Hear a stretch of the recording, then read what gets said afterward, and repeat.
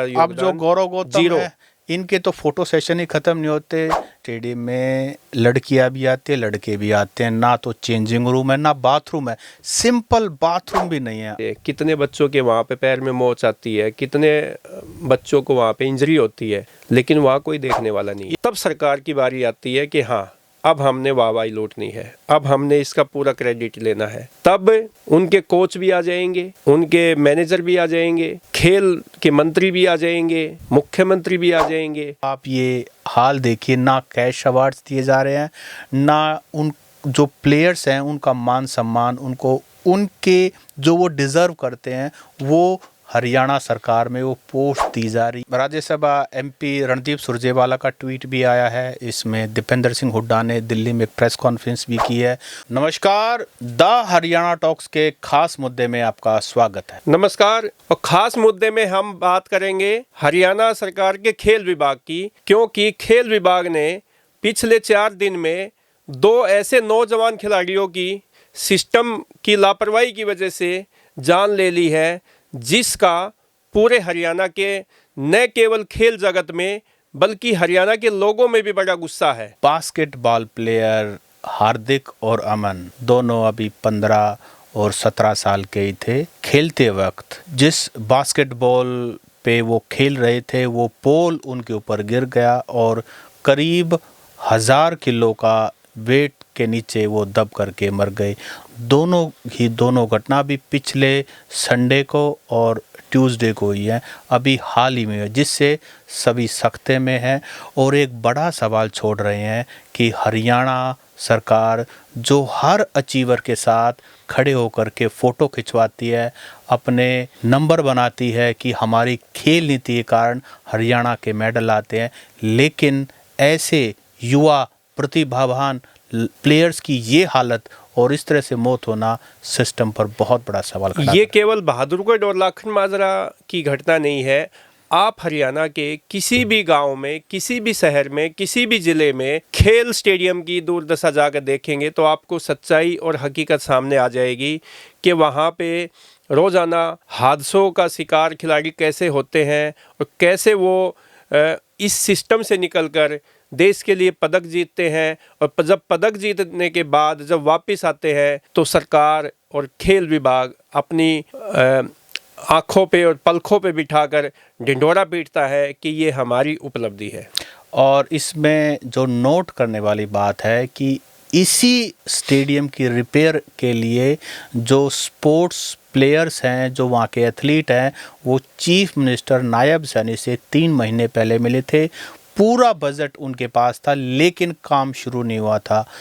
दीपेंद्र सिंह हुड्डा जो अभी वर्तमान में रोहतक के लोकसभा एमपी हैं, जब आज से 2.5-3 साल पहले जब वो राज्यसभा एमपी थे तब उन्होंने अपने एमपी लेड फंड से भी यहाँ के लिए बजट दिया था, लेकिन काम शुरू ना होने की वजह से सिस्टम का फेलियर रहा और आज ये इतना बड़ा हादसा हो गया। खेल विभाग यानी कि सरकार की तरफ से भी 14 स्टेडियम के लिए 2 करोड़ 1 लाख रुपए की राशि जारी की जा चुकी है, लेकिन टेंडर के खेल में वो राशि अभी तक खर्च नहीं की गई और स्टेडियम की जो दुर्दशा है या संसाधन है वहाँ के, वो खस्ता हाल है और खिलाड़ियों के लिए जान के दुश्मन बने हुए हैं। इस घटना के बाद हरियाणा के स्पोर्ट्स मिनिस्टर गौरव गौतम ने रोहतक के डीएसओ को सस्पेंड कर दिया है। लाखन माजरा में जो नर्सरी थी उनकी कमेटी को भी सस्पेंड कर दिया, नर्सरी को भी सस्पेंड कर दिया और 28 नवंबर को एक हाई लेवल मीटिंग बुलाई है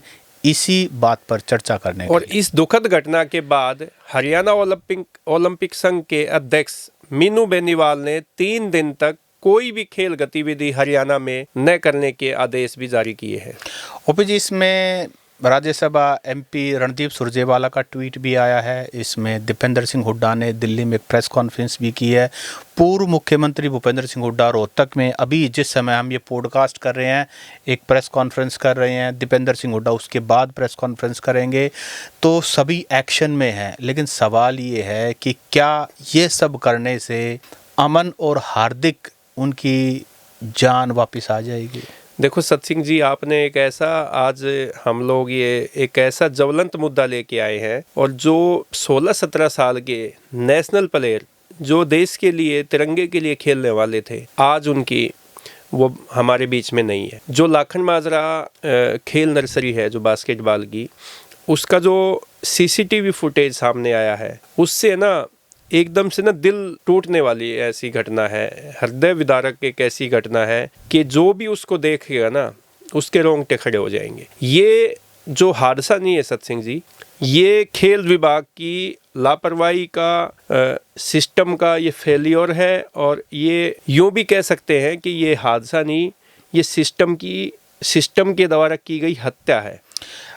अभी जिस अमन की, जिस हार्दिक की अभी मौत हुई है, अगर वो देश के लिए खेलते हुए मेडल ले आते तो यही चीफ मिनिस्टर, यही सभी स्पोर्ट्स मिनिस्टर उनके साथ प्राउडली फ़ोटो खिंचवाते और मीडिया में ये कहते हुए बाइट देते कि हमारी स्पोर्ट्स पॉलिसी, हरियाणा की स्पोर्ट्स पॉलिसी के कारण इतने सारे मेडल आ रहे। मैं आपको इसमें ये बता दूं कि हरियाणा की स्पोर्ट्स पॉलिसी जो थी उसमें कैश अवार्ड दिए जाते थे, उसके अंदर जो मेडल लेके आते थे उनको डीएसपी की पोस्ट दी जाती थी। लेकिन अब आप ये हाल देखिए, ना कैश अवार्ड्स दिए जा रहे हैं, ना उन जो प्लेयर्स हैं उनका मान सम्मान, उनको उनके जो वो डिज़र्व करते हैं वो हरियाणा सरकार में वो पोस्ट दी जा रही है।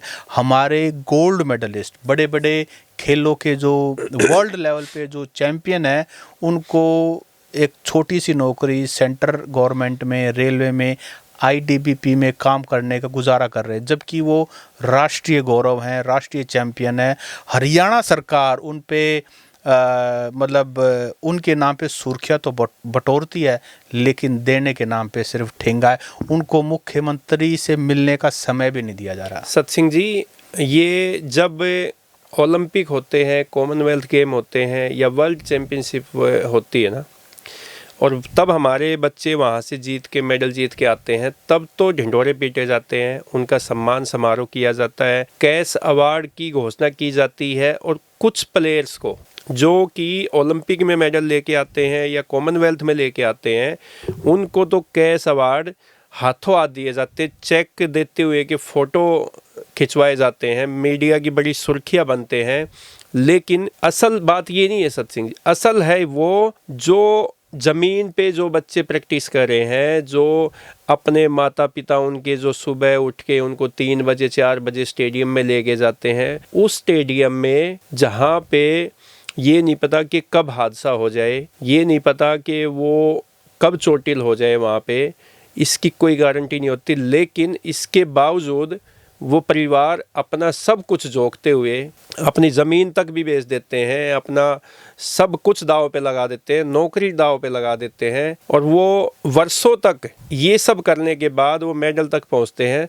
तब सरकार की बारी आती है कि हाँ, अब हमने वाहवाही लूटनी है, अब हमने इसका पूरा क्रेडिट लेना है। तब उनके कोच भी आ जाएंगे, उनके मैनेजर भी आ जाएंगे, खेल के मंत्री भी आ जाएंगे, मुख्यमंत्री भी आ जाएंगे, विपक्ष भी उसको भुनाने में कोई कसर नहीं छोड़ेगा। लेकिन जब ज़मीन पे जाके देखते हैं, जब उनकी वर्षों की मेहनत पे हम बात करते हैं, तब ये कभी कोई खेल विभाग का अधिकारी जाके ये नहीं देखता कि ये बच्चा किन परिस्थितियों में निकल के यहाँ तक पहुँचा है।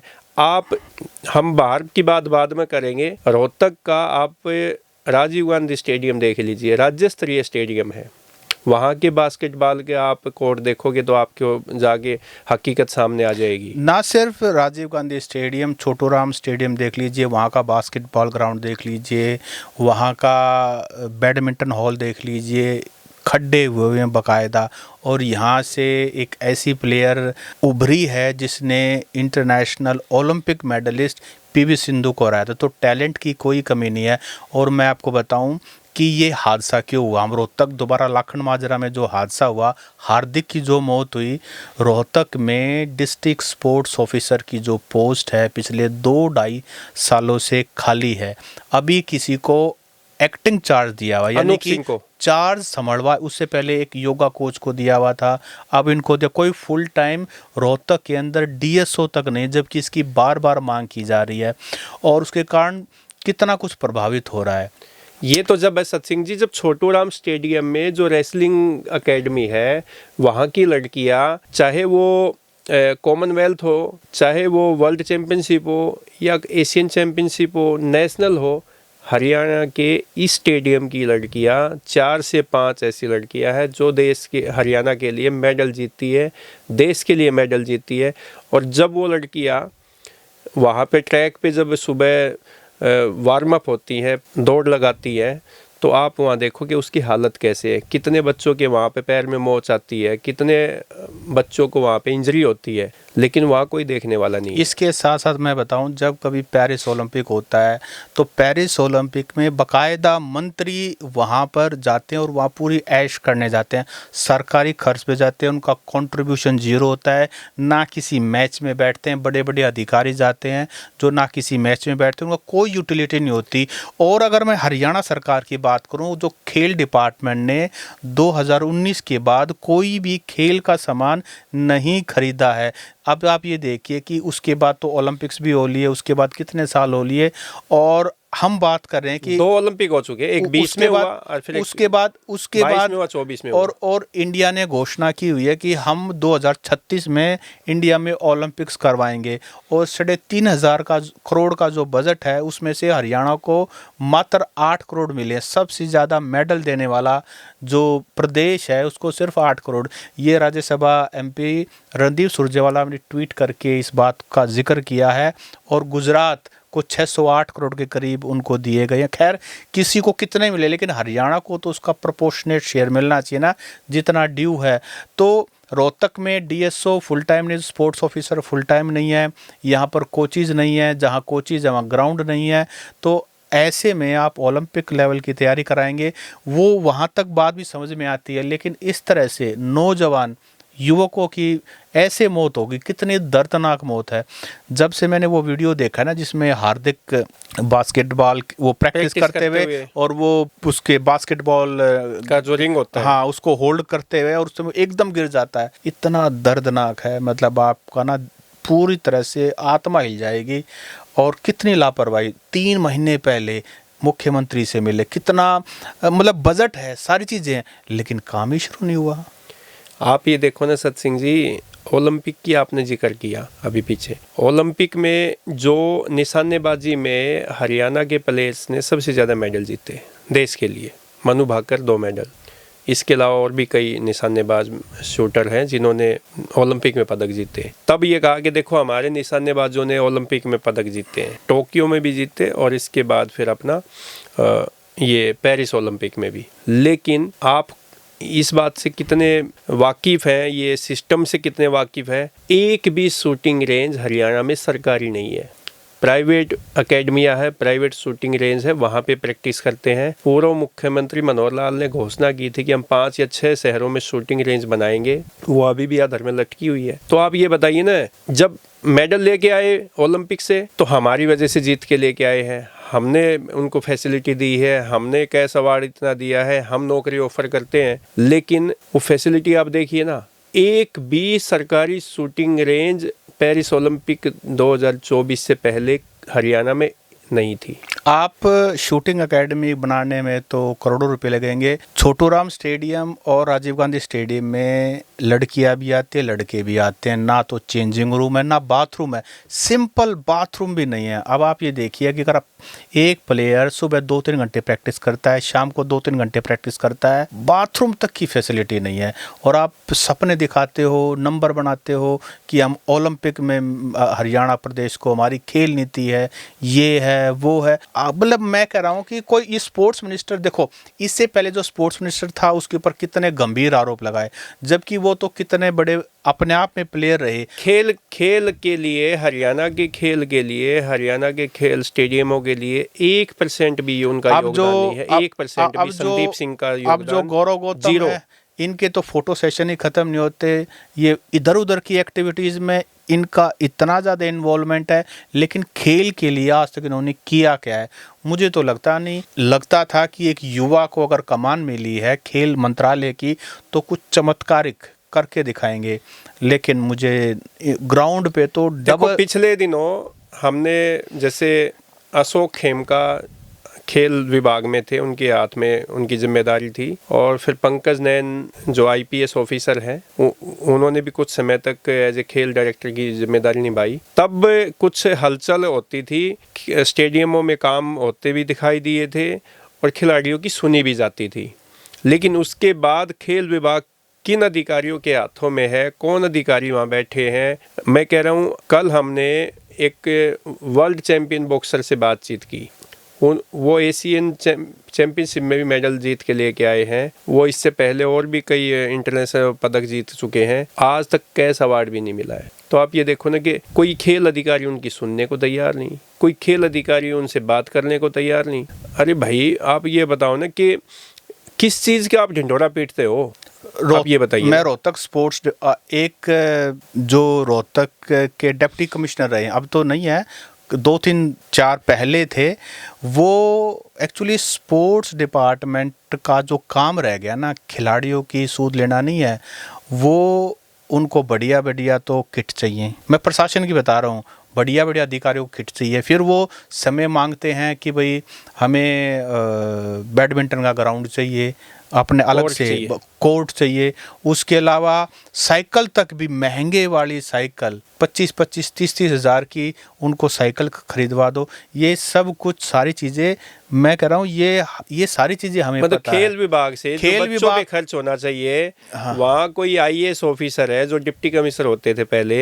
हाँ। वो साइकिल खेल विभाग ने उनको खरीद के दिए कि आप खरीद के दिए, उन्होंने मजबूर किया। क्या मतलब, देखो सिस्टम। तो मैं ये कह रहा हूँ कि ये हाल है जो खेल डिपार्टमेंट का। एक तो पहले ही पैसा बहुत थोड़ा आता है तो अफसरों के नखरे ही पूरे नहीं होते, उनकी डिमांड ही पूरी नहीं होती। ये तो रोहतक की बात है सत सिंह जी। आप पंचकुला में आप देखिए, वहाँ पे तो सारे अधिकारियों के नाक के नीचे ही ताऊ देवीलाल स्टेडियम है।